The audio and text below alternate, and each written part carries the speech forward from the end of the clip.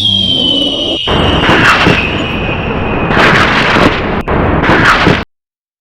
कहानी है एक ऐसे समय की जब बारिश रुक चुकी थी।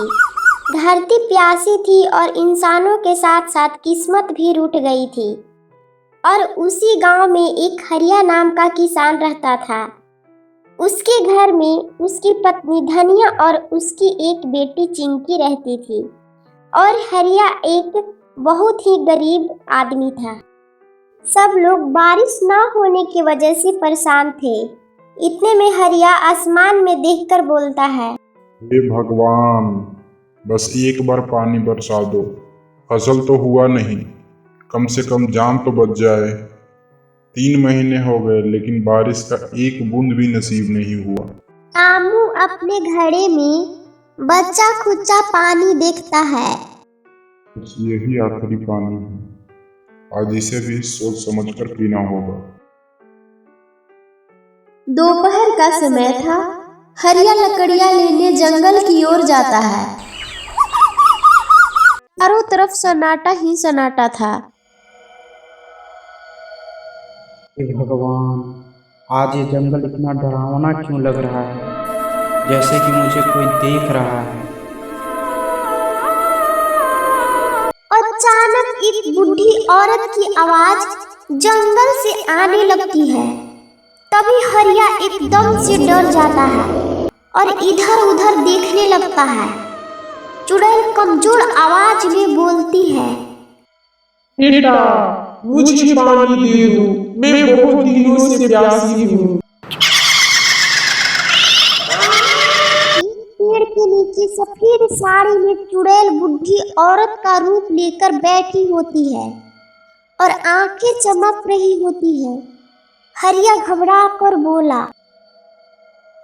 कौन हो तुम माँ, और इस डरावने जंगल में क्या कर रही हो? बेटा, मैं एक प्यासी औरत हूँ। मैं बहुत दिनों से पानी नहीं पी हूँ। क्या तुम मुझे अपना पानी पिला सकते हो? हरिया अपने घड़े को देखने लगता है और मन में सोचता है, ये पानी अगर दे दिया तो खुद मैं क्या पीऊंगा। थोड़ी देर चुप्पी होती है। लो माँ, आप पानी पी लो। पानी पीते पीते अचानक सीधी खड़ी हो जाती है और जोर जोर से हंसने लगती है और गूंजती आवाज में बोलती है, बेटा, तुम जानते हो कि मैं कौन हूँ?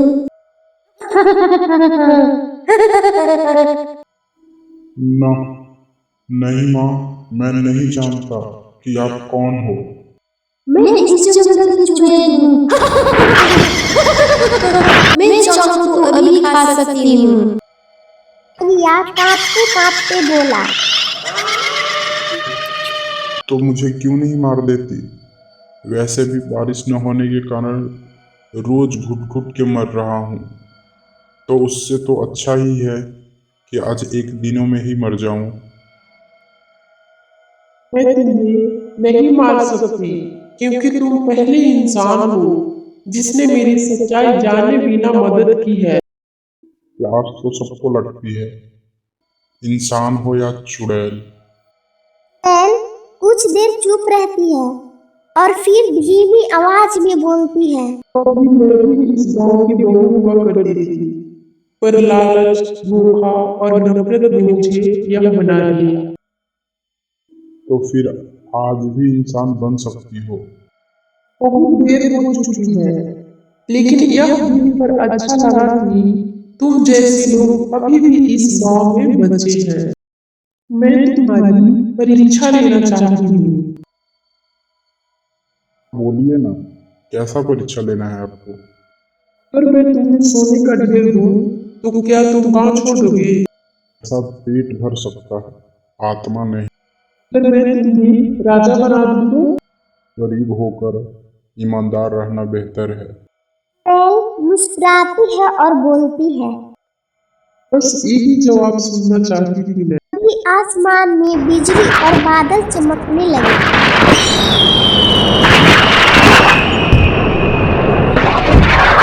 आज तुम्हारी दया ने मुझे भी पिघला दिया और मुझे बहुत ही ज्यादा खुशी हुआ। चलो आज मैं इस गांव को वरदान देती हूँ कि आज से बारिश शुरू हो जाए। तभी बारिश शुरू हो जाती है। हरिया की आंखों में खुशी के आंसू भर आते हैं। तभी चुड़ैल बोली, कर्म का फल है बेटा, जो जैसा कर्म करेगा वैसा फल पाएगा। इतना कहते ही चुड़ैल गायब हो जाती है। फिर गांव वाले खुशियों से बारिश में नाचने लगते हैं। अरे भाई लोग, बारिश तो होने लगी रे। सुनिए जी, आज तो सच में चमत्कार हो गया। आज देखिए कितनी जोर जोर से बारिश हो रही है और गांव वाले कितना आनंद ले रहे हैं। याद रखिए, दया सबसे बड़ी ताकत है। जो दूसरों की प्यास बुझाता है, कुदरत उसकी जिंदगी सींच देती है।